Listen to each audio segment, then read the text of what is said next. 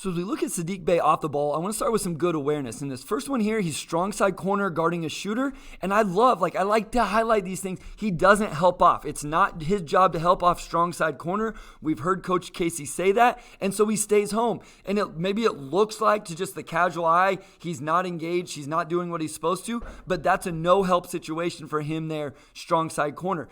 And then I know these next couple plays maybe don't just wow you, but how many times do we see guys like Hami, former Piston Josh Jackson, get cut off ball? So here he's engaged, watching Jeremy Grant, ready to help with Siakam if he needs to, but as his man, Scotty Barnes, cuts, even though his head's turned, he sees the cut, doesn't get backdoored, doesn't get beat on a cut, actually ends up in a turnover going the other way. Again here, Siakam on Grant in the post, Saddiq Bey is weak side, watch as Scotty Barnes tries to cut here. Bey sees it, checks him, doesn't give up a face cut. So again, how many times have we seen Pistons defenders get beat off the ball with cuts just like that? So I wanted to highlight that. And then the scram switch. So here he's low man. And so what we're going to get is a Corey Joseph switch onto Gafford with the ball screen. And then Bey is going to switch with him to get better matchups. And he sees it early. He's communicating it right away. And executes it to perfection, even though the bucket is made by the Wizards. Him off ball there as the low man executes the scram switch and gets the switches where they need to be, or the matchups where they need to be. He does it again here against the Pacers. So there's multiple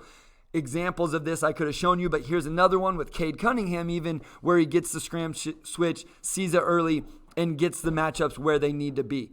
And then on this one here, we're going to see as the drive happens, he takes away the hammer to the corner. So I love this. Just again, off-ball awareness, position basketball, takes away this. I think Isaiah Stewart should be the guy rotating to Kuzma on this one. Bey actually takes away the initial pass. Got to get some help from teammates to the secondary pass, but he takes away what he can.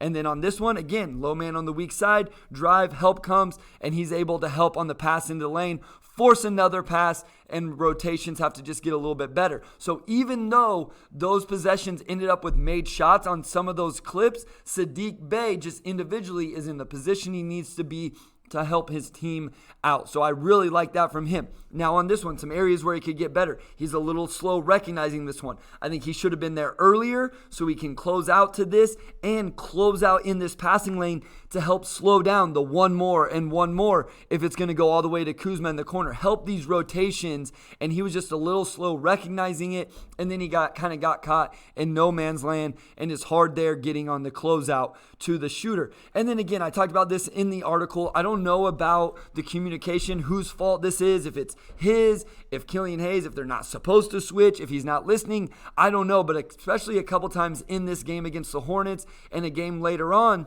where just the switches didn't happen, the communication really wasn't as good as what it should have been.